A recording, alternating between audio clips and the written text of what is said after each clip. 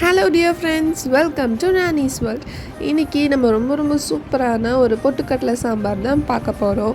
எப்போவுமே இட்லி கூட சட்னி வச்சு சாப்பிட்டு ரொம்ப போர் அடிச்சிருக்கோம். அதுவும் அம்மா செய்கிற சாம்பார் அதை விட போர் அடிச்சிருக்கும். இந்த டைம் நம்ம வேறு ட்ரை பண்ணி பார்க்கலாமா?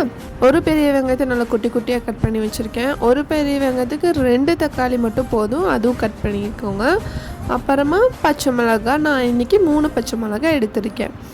ஒரு வடைச்சட்டியில் தேவையான அளவு எண்ணெய் ஊற்றிக்கோங்க. அது காஞ்சதுக்கப்புறம் கடுகு, வெந்தயம், பெருஞ்சீரகம் 3மே போட்டுக்கோங்க. அது கூட கருவேப்பிலையும் போட்டுக்கோங்க. அது நல்லா பொரிஞ்சு வந்ததுக்கப்புறம் வெங்காயமும் போட்டுட்டு நல்லா வதக்கி விட்டுக்கோங்க. அது நல்லா வதங்கிறதுக்காக நம்ம உப்பு ஆட் பண்ணிக்கலாம். ஒரு பிஞ்ச் ஆஃப் சால்ட் போதும். கடைசியில் நம்ம செக் பண்ணிவிட்டு இன்னும் நல்லா ஆட் பண்ணிக்கலாம். இப்போது கட் பண்ணி வச்சுருக்க பச்சை மிளகாவை ஆட் பண்ணிவிட்டு அதுக்கப்புறமா தக்காளியும் அது கூட ஆட் பண்ணிக்கோங்க. அது நல்லா வதங்கணும், அது வரைக்கும் அதை வதக்கி விட்டுக்கோங்க. நடுவில் நம்ம பொட்டுக்கடலை பார்க்க போகலாம். பொட்டுக்கடலை நான் இன்றைக்கி 2 டீஸ்பூன் மட்டும் எடுத்திருக்கேன். அதை நல்லா தண்ணியில் போட்டு நல்லா அதை அப்படியே கரைச்சி எடுத்துக்கோங்க. நிறைய எடுக்க வேணாம், ரொம்ப கெட்டியாயிடும். அப்புறம் 2 டீஸ்பூனுக்கே நமக்கு நிறைய வரும், ஸோ கம்மியாக எடுத்துக்கோங்க.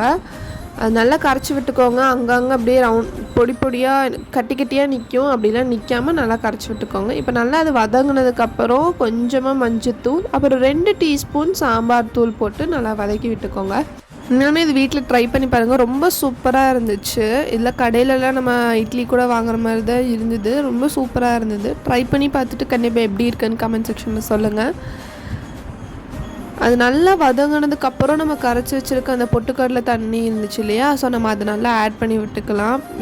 உங்களுக்கு தேவையான அளவு தண்ணி ஊற்றிக்கோங்க. நீங்கள் எப்படி தான் தண்ணி ஊற்றினாலும் கடைசியில் அது கெட்டி ஆகிடும். ஸோ நல்லா நிறையாவே தண்ணி ஊற்றிக்கோங்க. நான் இன்றைக்கி இந்த அளவுக்கு தண்ணி ஊற்றிருக்கேன், 2 கிளாஸ் தண்ணி ஊற்றிருக்கேன். அதில் உங்களுக்கு இதை விட வேணும்னா இன்னும் நல்லா தண்ணி ஊற்றிக்கோங்க. அந்த டைமில் நமக்கு எவ்வளோ உப்பு வேணும்னு பார்த்து செக் பண்ணிவிட்டு அதுக்கப்புறம் ஆட் பண்ணிக்கோங்க.